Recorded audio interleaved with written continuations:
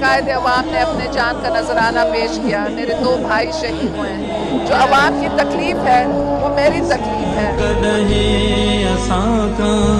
विसरी न सगंदियां हर के हर हर हर के हर हर 27 दिसंबर तो जी याद रे पे।